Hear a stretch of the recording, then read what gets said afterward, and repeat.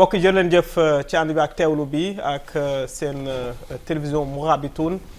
tey ñu ñëwaat ak yéen ci beneen épisode wala ci beneen ay ci jotaayub Mourabitoun tey nag ñu dalal fii ki nga xamante nag mooy ñaareelub kaj bu mbootaay bi nga xamante ni ñoom ñooy kujjeek nguur gi ñu koy wax anti système naka noonu doon jiitub kon mbootaay bi nga xam ne ñuy wax MEDJ itam tey di sëñ Mouhamadou Diallo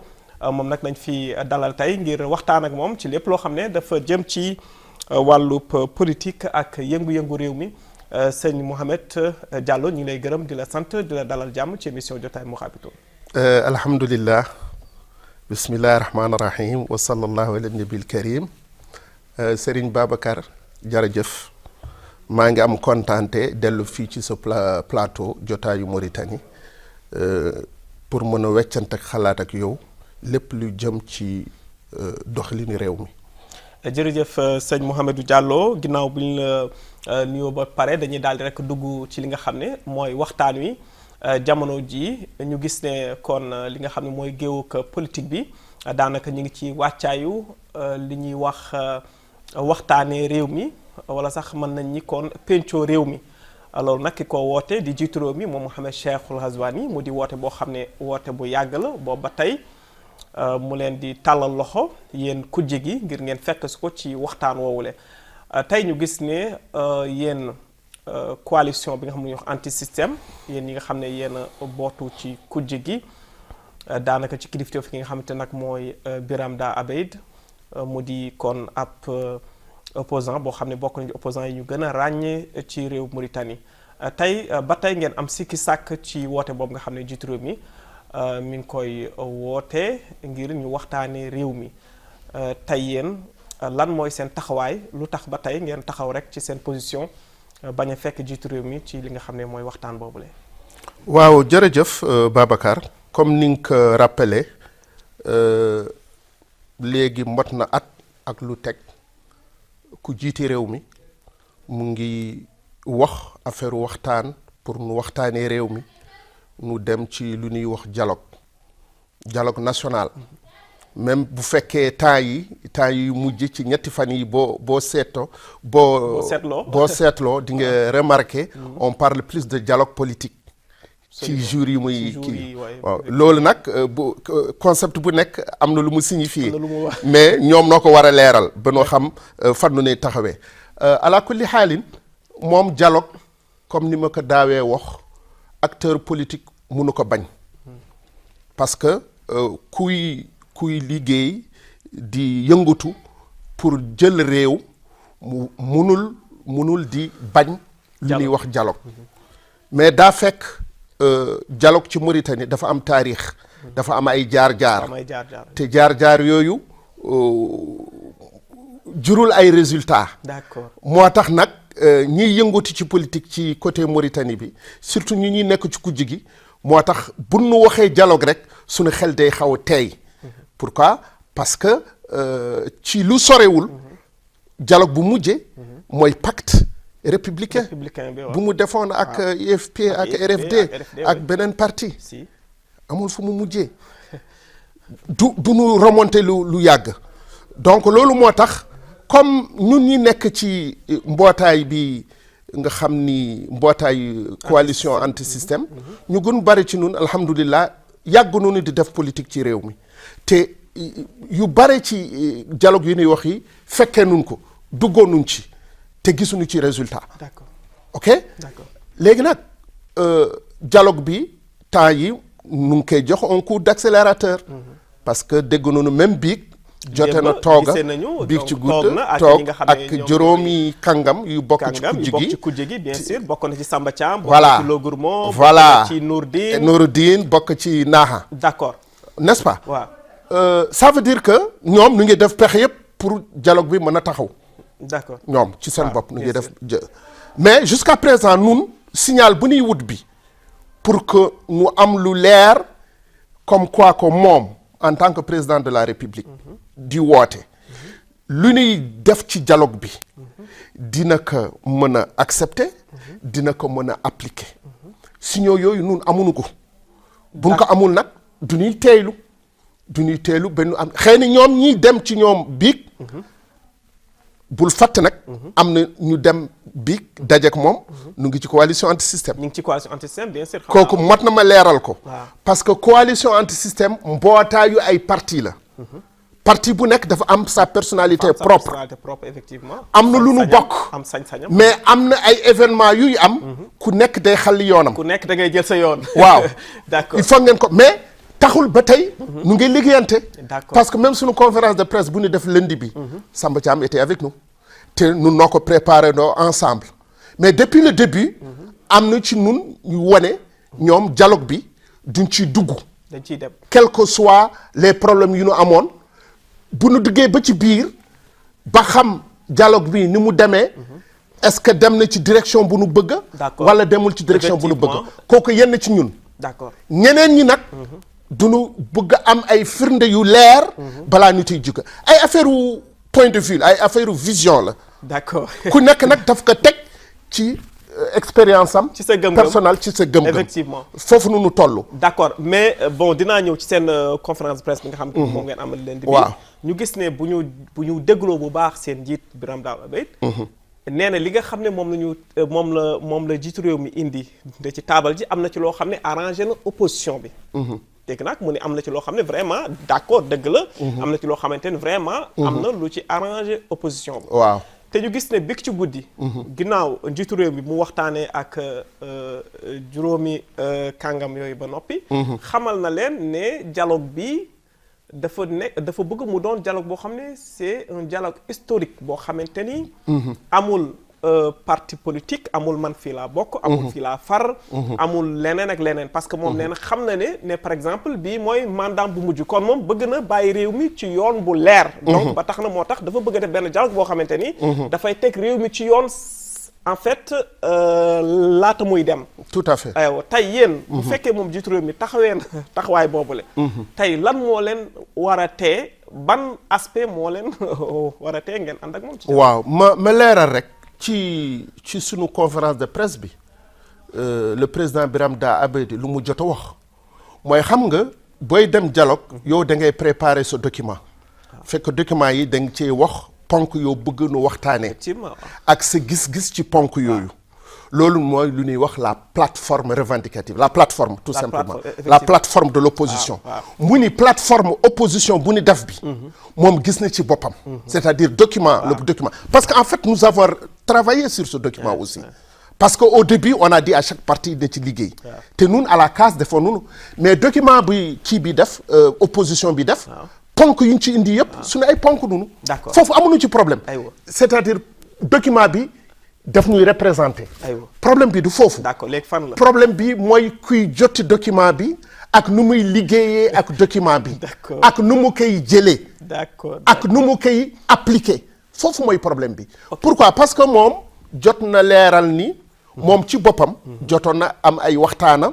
yu bari ak président de la république moom en tant que président Birame Daouda Bèye am nay affaires yu bari yu nu waxante woon jëm ci gouvernance politique bu réew mi nan yoon yu ñuy jàpp pour démocratie bi nu jaaralee ko yoon mais ci ponk yooyu jotu fa ay résultats concrets ak président bi donc waxin yooyu yi nga xam ni def na ko ak chef de l'État te amul suite moo tax muy teeylu d'accord yaa ngi may déglu d'accord voilà loolu mooy d'accord li ma bëgg a leeral waaw parce que aussi bu ñu dégloo le président démb par exemple nee na am na ci ay affaires yu nga xamante ni moom il n'était pas au courant par exemple am na yu xew yoo xamante ni moom yëgu ko woon ba sax am na vraiment ay wax yoo xamante ni il a déjà dit démb pour gën a leeral yoon bi parce que nee na am na ci yoo xamante ni bon ñu ngi leen kii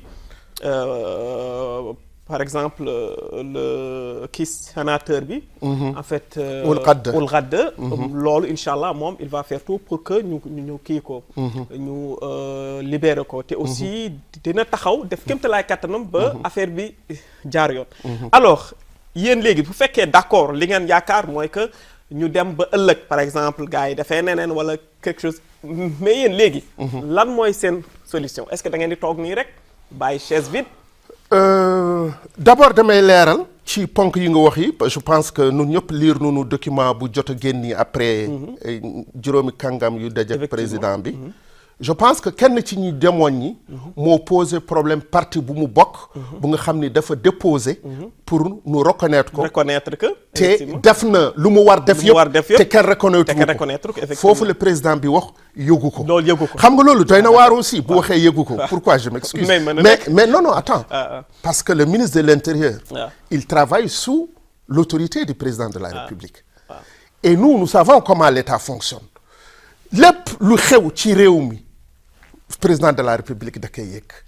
lépp lu xew ci réew mi léegi nag mën na nekk effectivement fekk xëy na tegu ci xel bàyyiwu ci xel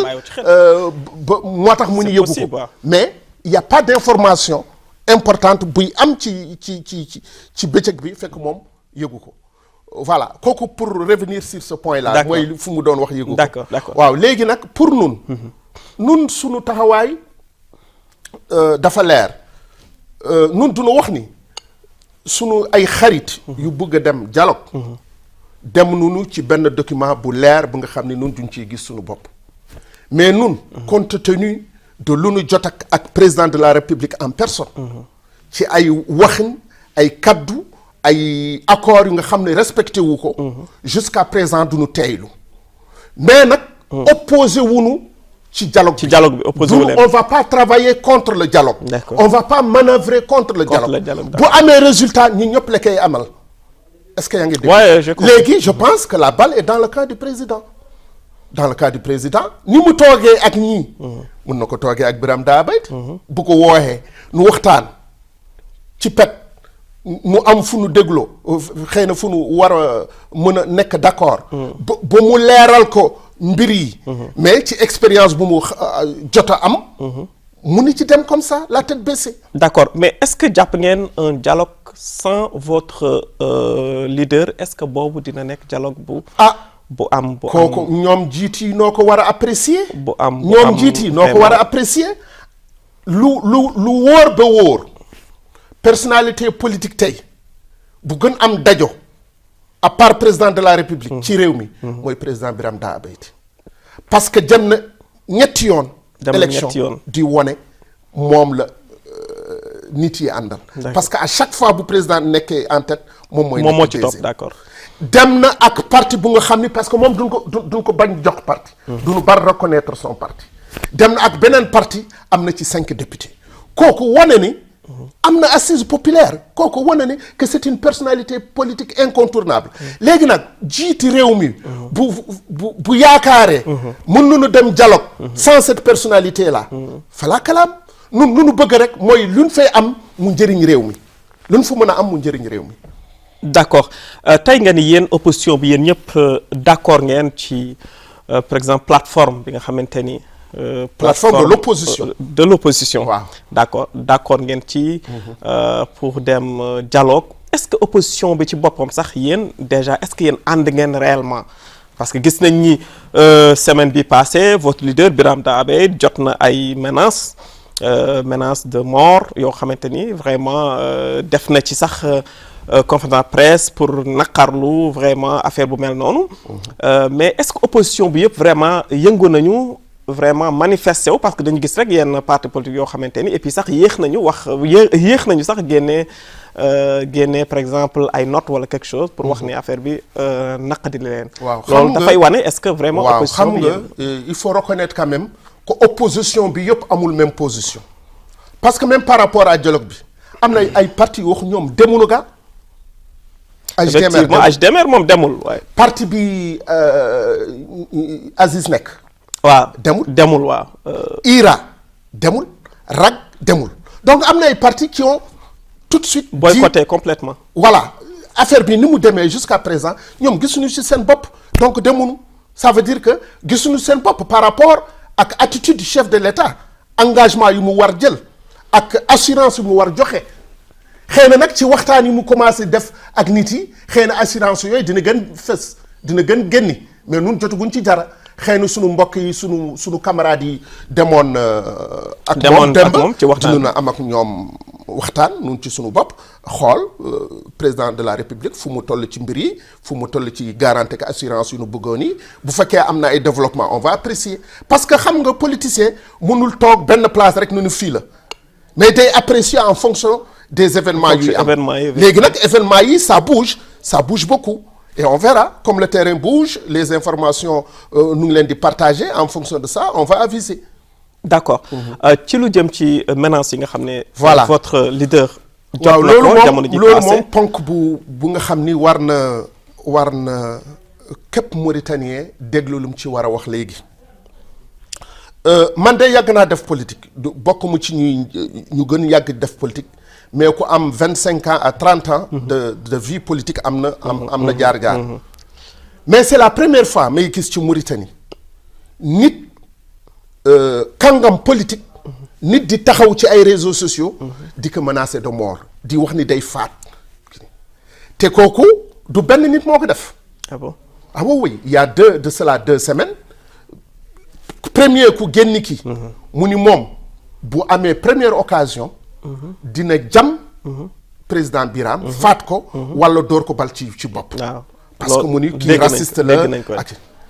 2 ou 3 jours après un autre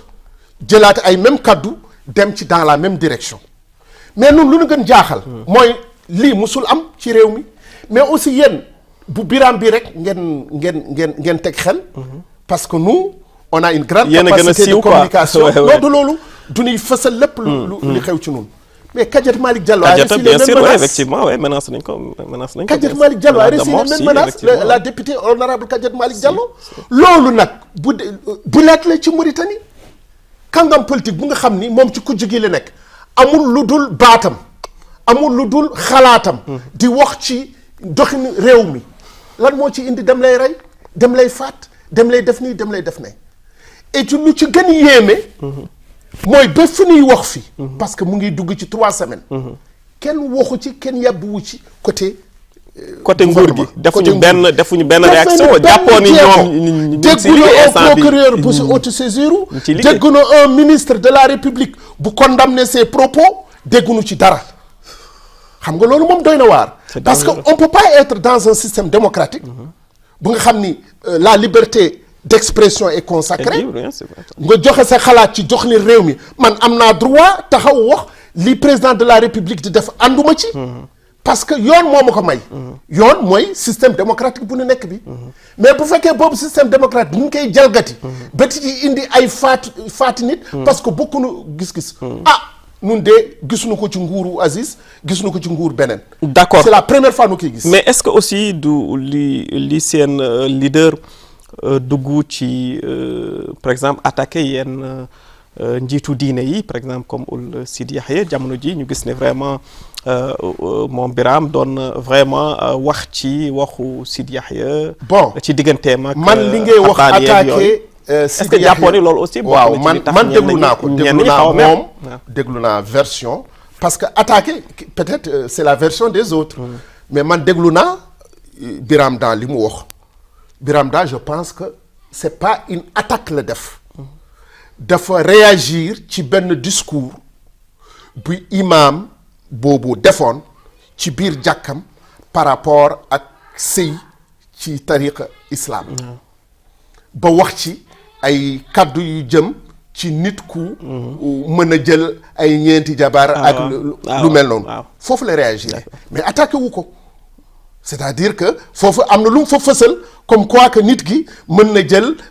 ay jabar ci ay jaamam ak yu mel noonu yooyu kaddu moom la ñaawul est-ce que loolu aussi du yàqal seen leader lu bëri parce que aussi ñu gis ne du yàqal xam nga l'essentiel c'est que nit ki bu waxee wax assumer ko te tekk ci ay firnde jox ko ay argument je pense qu'il faut s'en tenir à ça je pense que aussi du ñëpp nooy wax ni attaqué na ko ñi ko bëgg a yàqal rek nooy wax ni attaqué na ko en fait il ne s'agit pas d'une attaque dafa nekk une réaction par rapport à des propos d'un religieux parce que yow mën nga nekk njiit religieux nga wax dara fekk man dalul sama xel bu dalul sama xel dinaa ci joxe man sama position l'essentiel que position bu muy jóge bi est-ce que islam nangu na ko wala nanguwu ko te xam naa ni Birame am na il est comme nous c'est un Mauritanien musulman xam na fu mu war taxaw lu mu war wax te du ci ŋàññ diine. d'accord léegi ci lu jëm ci ñu ñëw tuuti rek ma def benn rappel tuuti ci par exemple parcours le président de la République tey ñoo ngi ci année 2026 ñu nekkoon ci année 2025 mu mel ni jamono ji daanaka jiitu réew mi daanaka ñaareelu mandat bi nga xamante ni moom lañ ko joxoon mën nañ ni daanaka lekk na presque 2 ans genn wàll gi daal mën nañu ngi si genn wàll gi tout à fait bon mën nañu comprendre loolu mais quand même ñu gis ne bon jiitu réew la boo xamante ni vraiment à chaque fois bu yëkkatee kaddu dañuy gis ne ay kaddu la yoo xam ne ay kaddu xeex waaso la tribalisme racisme yu mel noonu à chaque fois depuis yàgg na depuis waaw discours am yi gis yëpp vraiment daf koy teg ci daal nañu ànd nañu bennoo nañu et tout ça et aussi en même temps ñu gis ne ci année yi ñu génn lancé na ay projets yu ci mel ne ay projet d'urgence bu Nouakchott bu diwaan yëpp sax daanaka pour vraiment soqaliwaat réew mi soqaliwaat et tout ça tey ban jàngat nga am ci parcours jiitu réew mi ci discours mi nga xamante ne nag vraiment teg na ko mu di ay discours yoo xam discours yu ressemblé la vraiment ñu gis aussi waaw Babacar ci wax dëgg rek bu nu doon juge président bi ci discours duñ koy wax gàcce ngaalaama gàcce ngaalaama waaw bu fekkee discours la rek gàcce ngaalaama mais problème nun discours kenn du ko lekk kenn du ko naan parce que discours bi bu àndul ak jëf nun pour nous discours boobu wax bu dem la quoi wax bu naxasaay la parce que bu njiit bi waxee ni damay taxaw pour xeex affaire waaso affaire tribalisme mais kooku duñ koy rafetlu mais bu ñu demee ci biir di gis doxalinu réew mi nomination conseil des ministres concours yu ñuy def ba tey benn xeet ñu ciy gis discours boobu fu mu jëm mais est-ce que jàppoo ni moom am na yéene bi mais ñi nga xam ne ñoo nekk ci suuf ñi nga xam ñoom ñoo war a appliquer loolu est-ce que jàppoo ni ñoom ñoo déglu ma nous sommes dans ñoom un ñoo régime faytal affaire bi nous sommes dans un régime présidentialiste le président a tous les pouvoirs am na ay dogal yu bu bëggoon c'est-à-dire tout est volonté politique c'est-à-dire que discours bi pour que mu mën a am njeexital ci dundu askan bi waaw il faut que yow en tant que président li nga wax li nga topp ko ba mu nekk jëfin bu nekkul jëfin pour nun ay naxe mbaay la loolu mooy problème parce que ñi ngay wax ñi ñu war a exécuter moom moo leen nommé moom moo leen di nommé moom mooy nommé bépp gradé bu nekk ci Mauritanie moom mooy nommé bépp chef de directeur ak ministre bu joxee orientation dafa war suivre orientation ni ñu koy defee mais concours docteurs yi yàggul bu mu fi jee 125 médecins sur les 124 benn xeet la est-ce que réew mën na dund noonu boo demee ci concours dugg armée noonu la boo demee ci yeneen concours noonu la mais loolu ñun mënuñu ko rafetal donc discours bi mënul am jeexital tant que àndul ak jëf. D'accord. Voilà. Mais donc, sinon, le discours lui-même, il est très bon. D'accord. Mais ce n'est pas suffisant. Donc, jusqu'à présent, dans des pour nous appliquer parce que concours, concours magistrat aussi, la même chose. Concours magistrat, effectivement. Alors que Mauritanie, c'est que rafetul même ci réew mi. Rafetul ci réew mi. Même étranger, bu duggee fii, bu duggee ci administration, boobu remarque la lay njëkk a def. Parce que secteur boo dem benn xeet nga fay gis est-ce que réew mën na dugg ci parce que lii tôt ou tard day yàqal réew mi lu bare. D'accord. il faut que mu taxaw ci discours am rafet na mais ne jëfin bi nu nuy xaar. D'accord. Voilà. Alors ci kaawu Aziz. L'ancien président ñu gis ne kii am avocat bi nga xam ne moo koy layool. di Mohamed Ould Chiddou. mardi bi mu demee seeti ko ñëwaat nee na mi ngi ci cas bu grave cas boo xam ne cas bu extraordinaire la te vraiment bu ñu moytuwul dina yam ci loxo nguur gi te dañ ko war a yóbbu à l'extérieur. Tout ça day wane ne rek discours bi baax na mais jëfen bi moo gën parce que adversaire politique du ennemi nit ki bu demee ba yàlla def am na ay problème mu santé le minimum c'est de le mettre dans les conditions nga def ko ci ay anam yi nga xam ni mën na ci am ay traitement yu baax surtout que nga xam ni jiite na réew mi pendant 2 mandats. Par ailleurs, quel que soit ce qu'on lui reproche, nous, on a combattu Aziz durant tout le mandat qu'il était là. Nous, on a été des adversaires d'Aziz, mais on ne lui souhaite pas la mort, on ne lui souhaite pas un traitement dégradant. D'où nous bëgg Aziz, nous devons que ay anam yu gën a baax, nous faj ko comme chef d'État bu nu. C'est vrai que am na ay daan yu tegu ci kawam. Ko kenn mënu ci dara. Justice moo ko daan. On accepte ça, mais il y a le côté humanitaire, au moins. D'accord. Nit ku mënulul boppam. kooku kay am lu ñu koy xeex. d'accord duñu war def pexe ba nu jox ko conditions yu nga xam ni day dellu ci santé am après lu justice war def yëpp ñu def ko. d'accord donc ñu jeexale ci seen leader. ci jamono yi passé ñu dégg ko mu ni mi ngi ñaan le président de la République. pour kii bi di ñëw élection yi di ñëw. mu bàyyi moom tamit mu bàyyi ñu jox ñeneen ñoo xam ne ils sont libres ñu def. ñu mën a conquérir le pouvoir. xam nga est-ce que dafa ragal ni le président mën na en fait briguer un 3e mandat loolu moo tax. mu bon xam nga du moom moo ragal. mais ñoom nooy wax ñoom ci seen bopp ñoo commencé wax 3e mandat. moom ragalul dara moom waaw c'est vrai jógewul ci moom. n'a pas dit ça. mais tu sais en pulaar. du ne wax ragalal lu nu wax. hulk la yaa. lépp lu nu wax ragal ko. d'accord ça veut dire quoi ça veut dire que ci entourage am. nu gis ay nit di yëkkati yooyu baat. d'accord bu fekkee moom àndu ci. dafa leen war artu leen freiné. dafa leen war artu. ensuite déclaration Birame am na beneen sens. du seulement pour par rapport à 3e mandat même bu fekkee day respecté ga 2e mandat bi dem. mais bu mu dugg ci ay manipulation pour. constitution yooyu non voilà di laaj ko parce que yooyu yëpp ñun dégg nañu ko dégg nañu parce que nous sommes des hommes politiques quand même on a des informations. que dialogue bi. dafa bëgg a nekk une opportunité. pour laal yenn article ci constitution yi yàlla même bu nekkul 3e mandat. mën na nekk ci âge bi. mën na nekk ci yeneen affaire nous quand même on est au parfum de ce qui se passe. mais loolu moom waru ci dugg. d'accord. beneen affaire bu muy artu mooy fii duna am benn tradition. képp ku nekkoon ci nguur buy dem day def moom mooy choisir ki koy remplacer bàyyi d'accord. non seulement daf koy choisir. mais daf ci def tous les moyens de l'État pour que kooku mën a toog. d'accord mais loolu ça ne respecte pas les principes démocratiques. d'accord c'est-à-dire ñun lan la ñu bëgg moom bu bëggee génni ci la grande porte.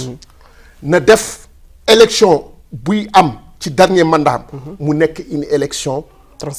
transparente mu nekk à équidistance avec tous les candidats. d'accord bu loolu amee dinañu mën a dugg parce que démocratie bu nga xam ni mënul aboutir ci alternance boobu démocratie manqué. effectivement ça veut dire c'est une démocratie fermée. am na ñu war a jiitu am na ñu nga xam ni ñoom ci kujj gi rek nu war a des. alors que démocratie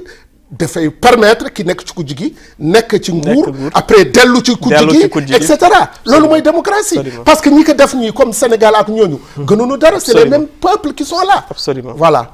donc Mouhamadou Diallo ñu àndoon ak Mouhamadou Diallo ñu fàttali leen ne moom mooy vice-président bu coalition anti-système ñu lay gërëm di la sant vraiment ci teewaay bi ci leeral yi vraiment am nañu mbégte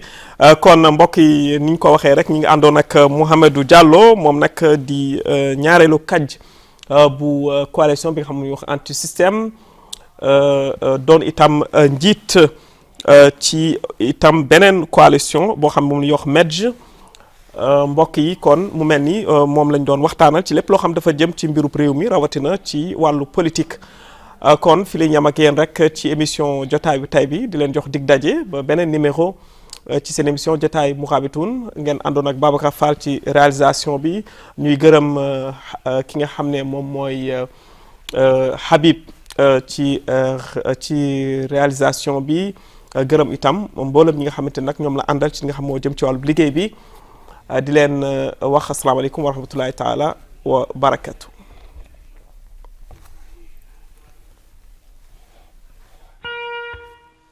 C'est bon. Machallah. Alhamdulillah. J'espère qu'on a abordé Ah ouais, bien tous sûr, les bien points. sûr, bien sûr. Parce que li ma bëggoon mooy rek dialogue bi la. Tout à fait. Kii Aziz en même temps. Tout à fait. Tout à fait.